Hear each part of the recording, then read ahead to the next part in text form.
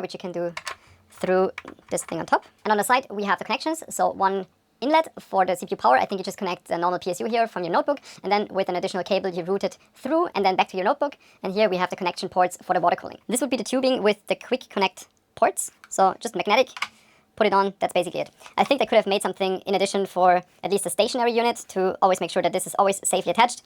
It's probably fine this way though. And on that side that goes to the notebook, they changed something, at least I didn't see it before. So this is this additional small metal piece on top. And from what I've seen, it is still guided with the magnets to the ports, but then this additional thing just clicks in and keeps it more securely in place. And that's it.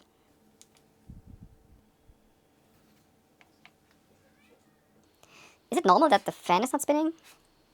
Not sure if I'm missing something. I mean, there's only this one button I can see in the front. So according to the manual, the blue blinking LED in front indicates that Bluetooth is not connected. And in Control Center, I could find it as connectable, and now I will try to connect it. So something happened because I can definitely hear a pump running. Yeah, seems much better. I'm not quite sure, this seems to be a bit buggy. Now it's changing, but not always. Like this is like quiet profile, high performance, maximum. But you can see or maybe also hear it, not sure if you can hear it. But now it's not, yeah, now it's running on the max.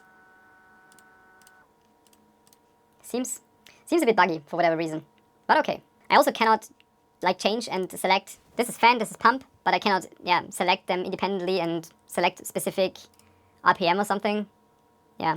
So we're trying again Cinebench with water cooling connected. The CPU is still quickly hitting the limit of about 96 degrees Celsius. We can definitely see a difference, though, even though it's just the first quick run without heat up. It's again 32K points, so there's no big difference, but we can definitely see a difference in the CPU power consumption, because at the end of the previous test, we were seeing like 140 watt-ish, and now it's still in the region of like 200. The water cooling solution is definitely helping. Previously, we saw like 120 to 130 watt, maybe 140. Now we can see up to 180, and lowest is like 140. So we see an improvement of about 20 to 50 watt. That is definitely significant. Now after the warm-up period, we will repeat Cinebench as a single test again. Previously, without water cooling, we had about 29,000 points after warm-up phase.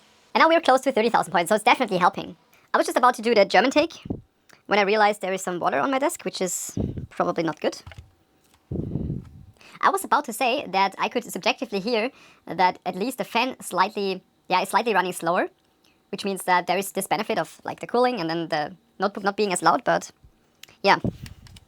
Maybe we have a tiny problem here. I don't really think that it's leaking by itself, but it's probably because I moved the laptop once in a while, or like moved this a little bit, because if I just move the connector on the back a little bit, you can see it straight starts to leak. That's what I meant earlier, where I had the feeling that this is a little bit loose. It should maybe have the same thing as this one in the back, that it has like an additional clip, or I don't know, a different mechanism, just not only magnets, some screw or whatever, because, yeah, not ideal. As you can see, that's what I mean. It's a little bit loose, and if I just move it a little bit like that, at least there was a drop of water. Yeah. Here we go. So yeah. If you probably never touch it, and make sure you don't